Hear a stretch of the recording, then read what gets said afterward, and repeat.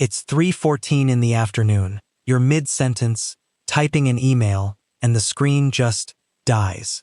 No warning, no flicker, nothing. You glance at your phone, dead too. Not out of battery dead, just blank. And then you notice something worse. Every light on your street just went out. Traffic signals gone. The hum of the fridge you never even noticed until right now. Silent. This isn't a local outage. This is everywhere. Every country. Every grid. Gone, all at once. Before we go any further, hit that like button and hit subscribe right now, because this is the kind of video you're going to want to come back to. Trust me, once we get into hour 12, you're going to want to know what happens next. So here's what we're doing today. We're walking through the first 72 hours of a total, worldwide blackout. Not the movie version, the real version. What actually happens to your body, your neighborhood, your food, your water, and your sense of safety when the entire planet goes dark at the same time. No power grid, no cell towers, no internet, nowhere to check the news, nowhere to hide from what's coming. Let's get into it. Hour 1. The first hour is almost peaceful. Weirdly enough, people assume it's temporary. You check your phone out of habit every few minutes, forgetting it's dead. Neighbors step outside, phones in hand, that confused half-smile on their faces. The anyone else having this problem look. Somebody's car radio still works because it's not plugged into anything. That's when the first real piece of information trickles through. This isn't just your street. It's the whole city. Then someone with a battery radio picks up a broadcast from another country, and the room goes quiet. It's not just the city. It's everywhere. Hours 2 through 6. This is where the mood shifts. Grocery stores are the first place people run to, and cash becomes the only currency that matters, because every card reader, every ATM, every digital payment system on Earth just became a paperweight. Registers are hand-cranked or abandoned altogether. Shelves start clearing, not because people are panicking yet, but because instinct kicks in before logic does.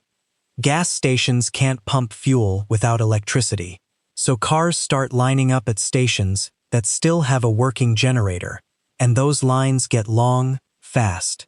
By hour 6, hospitals are running on backup generators, and those generators have a shelf life measured in days, not weeks. Anyone on a ventilator, anyone relying on refrigerated medication like insulin, anyone with a device that needs charging, their families are already doing the math in their heads. Quietly, not saying it out loud yet. Hours 6 through 24. Night falls, and this is the first time most people alive today experience true, total darkness in a city. Street lights, porch lights, phone screens, the soft glow of a television left on in the next room, all of it gone. Just stars. More stars than most people have ever seen in their lives, actually, because there's zero light pollution left to block them. It would almost be beautiful if it weren't terrifying. Community starts forming fast in some neighborhoods. People pooling flashlights, batteries, food. In others, it goes the opposite direction. Doors get locked that never used to be locked.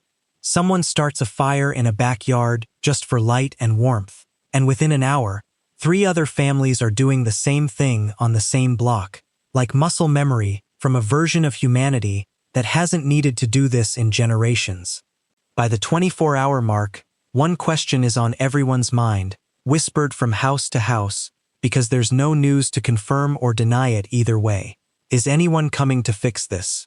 And if not, how long can we actually survive without it? That's where we're going to pick things up in the next part, because hour 24 is really where things start to change. Day 2 is where the illusion of temporary completely falls apart. People stop asking when the power's coming back and start asking what happens if it doesn't. Water is the first real crisis. Most city water systems rely on electric pumps to keep pressure in the pipes. Without that pressure, taps start sputtering, then trickling, then nothing. People who never thought twice about turning a tap are suddenly staring at an empty glass, doing math they've never had to do before. How much water is actually in the house right now? And how long does that need to last? Toilets that rely on municipal systems stop working properly. Water heaters go cold and stay cold. Some families remember the water sitting in their pipes and their hot water tank and start rationing it out like it's gold. Because at this point, it basically is. Food is right behind it. Refrigerators have been silently keeping things safe for about 24 to 48 hours on residual cold. But that window is closing fast. Meat, dairy, anything that needs to stay cold. It's either eaten now or thrown out. Neighborhoods start smelling like barbecue everywhere. Not because it's a celebration, but because everyone's doing the exact same thing at the exact same time. Cooking everything before it spoils. It's oddly communal. People who've lived next to each other for years, barely nodding hello, are suddenly sharing grills and swapping stories over food that's about to go bad anyway. By day 2, hospitals are in real trouble. Generator fuel is running low, and there's no way to refill it because the fuel trucks themselves can't get gas either. Doctors start making impossible choices about who gets the generator power and who doesn't.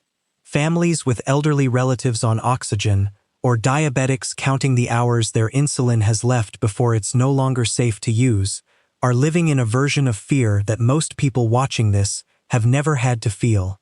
Not fear of an event, but fear of time itself running out. Communication is almost non-existent by now. No cell towers, no internet, no way to check if your family 3 states away is even alive. People start relying on things that feel almost ancient. Handwritten notes left on doors, word of mouth traveling block by block, someone's grandfather's old ham radio suddenly being the most valuable object in the neighborhood. Information becomes currency, almost more valuable than food, because knowing what's happening even one town over could mean the difference between staying put and leaving. Then comes day 3. This is the tipping point. This is when people fully accept that help might not be coming soon, and that shifts everything.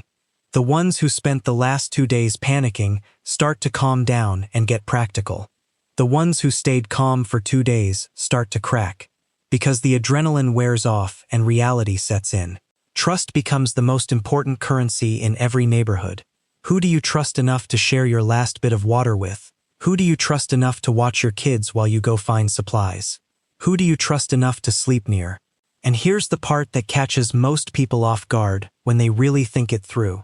It's not the dark, and it's not the silence, and it's not even the hunger that breaks people fastest. It's the not knowing when it ends, not knowing if it's a local problem or a global one, not knowing if the people you love are safe. Humans can survive an incredible amount of hardship.